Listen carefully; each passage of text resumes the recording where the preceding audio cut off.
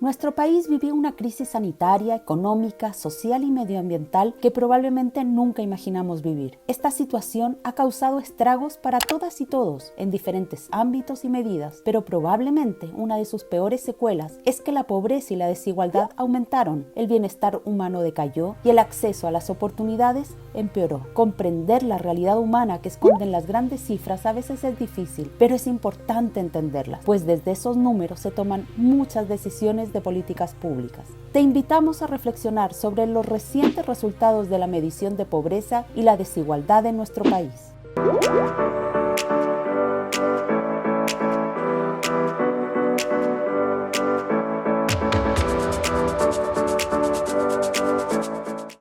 Como diversos estudios y organismos advirtieron desde el comienzo de la pandemia, efectivamente la pobreza subió, al igual que la desigualdad en magnitudes muy importantes. Se estima que el retroceso que estamos viviendo en pobreza podría representar al menos 5 o 6 años, mientras que en desigualdad el retroceso es aún mayor. El único instrumento oficial que mide la pobreza y la desigualdad en nuestro país es la encuesta de caracterización socioeconómica, más conocida como encuesta CACEN, que elabora el Ministerio de Desarrollo Social y Familia. En la última medición, aplicada en el segundo semestre del año pasado y dada a conocer recientemente, Chile por primera vez en 20 años empeoró su situación. Pasamos de una cifra de pobreza por ingresos del 8,6% en el 2017 a un 10,8% en el 2020, mientras que la pobreza extrema se duplicó, aumentó de 2,3% a un 4,3%.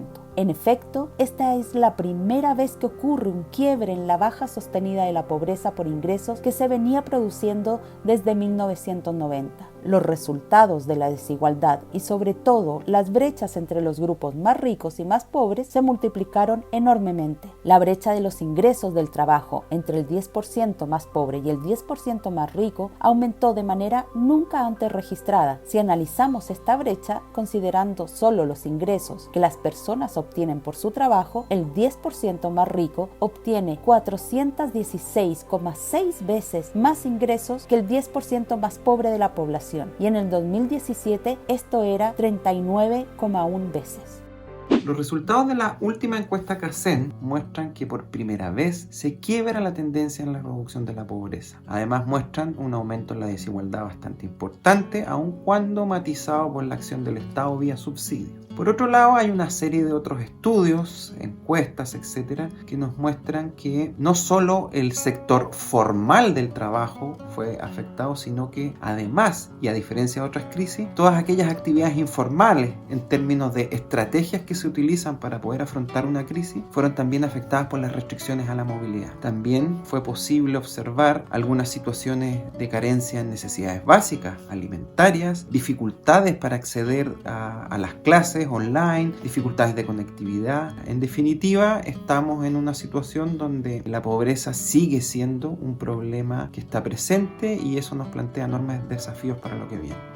En términos de desigualdad tenemos un retroceso de casi 2 décadas, que también se explica, entre otros factores, por la baja de empleo. En general, las crisis económicas suelen destruir empleos formales y hacen crecer el informal, pero dadas las restricciones a la movilidad, se destruyeron ambos tipos de empleo, tanto los formales como los informales, con mayor intensidad en comunas que sufrieron cuarentenas extensas. Solo durante el primer semestre del 2020 se perdieron 2 millones de empleos. Esta es una situación inédita en el país y por lo tanto va a requerir también de soluciones inéditas. No se puede enfrentar con las mismas herramientas de política que tradicionalmente se utilizan en las recesiones económicas, especialmente porque los sectores más gravemente afectados son los que emplean mayoritariamente a mujeres. Según la encuesta, el mayor crecimiento de la situación de pobreza se ha dado en los hogares monoparentales, que suelen estar encabezados por mujeres y que reciben por lo general solo un ingreso. En este sector, el incremento de la pobreza por ingresos fue de 11,8 a un 15,2% entre el 2017 y el 2020. Por lo mismo, creemos que el rol de las mujeres y la recuperación de sus empleos es fundamental para la reactivación en nuestro país.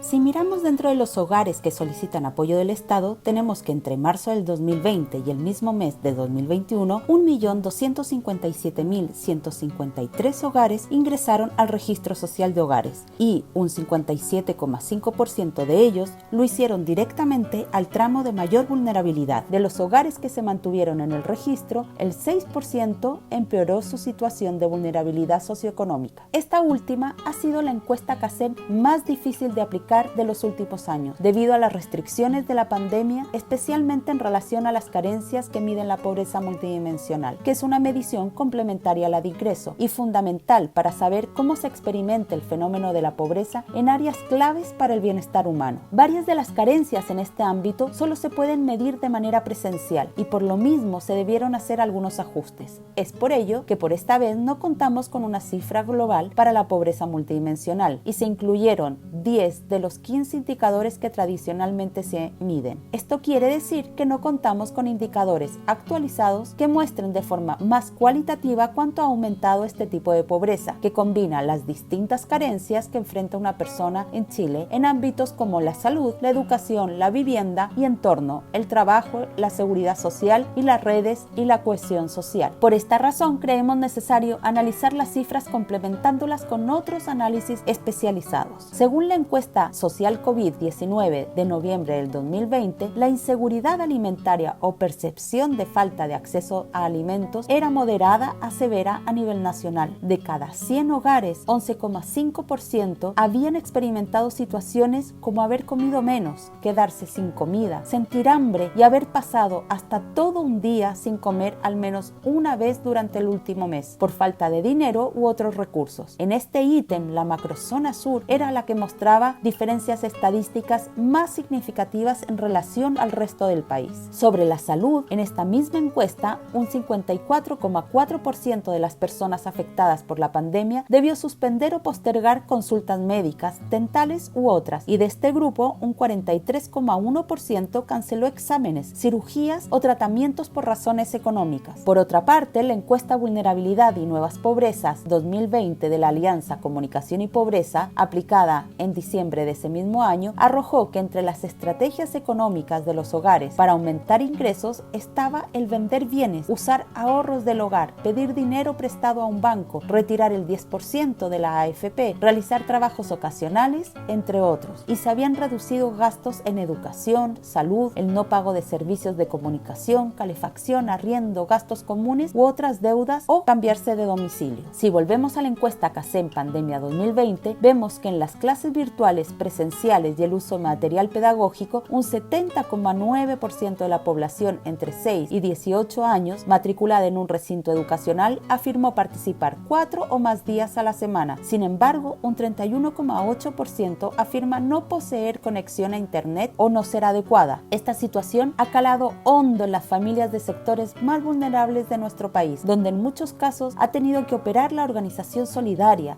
y cooperativa para conseguir alimentos, útiles de aseo y acceso a internet para las clases de niñas y niños. A lo largo de Chile y en las 100 comunas en las que trabaja Servicio País, hemos constatado las enormes brechas sociales que nos separan como ciudadanos. La falta de conectividad en las zonas rurales y rezagadas se transformó más que nunca en un problema muy sentido, porque claro, implicó no tener, por ejemplo, acceso a inscribirse en el registro social de hogares para actualizar los datos o no poder postular a las ayudas estatales. Si bien el sector rural también se ha visto muy afectado por la crisis sanitaria y social, la pobreza por ingresos se redujo levemente. ¿Cómo podemos entender esto? Esta leve disminución podría deberse a que la economía rural está menos mercantilizada que la urbana, posee sectores con agricultura de subsistencia, está menos expuesta a los vaivenes del mercado del trabajo y mantiene circuitos locales de comercialización. No obstante, esto podría aplicarse principalmente a la agricultura y eventualmente a la pesca, no así a la recolección, a la artesanía o al turismo. Sin embargo, si consideramos aspectos multidimensionales, es en los sectores rurales donde los estudiantes vieron más afectadas sus posibilidades de educarse y de acceder a tecnologías, donde hay menos acceso a salud y servicios y donde hay mayor aislamiento. En cuanto a la vivienda, si bien la encuesta CACEN no mide la situación de los campamentos, sabemos que el COVID-19 ha afectado fuertemente este aspecto. En los sectores más empobrecidos viven más personas en menos metros cuadrados, por lo que cuesta más mantener la distancia y el aislamiento en caso de contagio. A esto se suma que ha aumentado el allegamiento en aquellos hogares donde las familias que no pudieron seguir costeando una vivienda fueron recibidas por cercanos o parientes. Y como también podemos ver en varias ciudades, los campamentos han aumentado en número y en extensión. Según el Catastro de Campamentos 2020-2021 de Techo, estos aumentaron en un 20,8% en comparación al Catastro Minbu del 2019, y las familias en situación de campamento aumentaron de 47.050 a más de 81.000. Quienes viven en situación de pobreza se han visto más afectados por los contagios y a la vez más por la falta de ingresos, con empleos que ya eran de menor calidad que se perdieron, generándose un círculo del que es muy difícil salir sin apoyo. Además, la crisis medioambiental y la escasez hídrica que se venían gestando hace casi una década también ha sumado consecuencias desfavorables para ciertos sectores de la población que no cuentan con acceso al agua potable para tomar los resguardos sanitarios pertinentes y para mantener sus labores agrícolas. Y esta crisis no se vive de manera homogénea en todos los territorios del país. El caso de la región de Tarapacá es preocupante, ya que según la encuesta CACEN 2020, esta fue la región que más aumentó su índice de pobreza, pasando de un 6,4% a un 14% entre el 2017 y el 2020.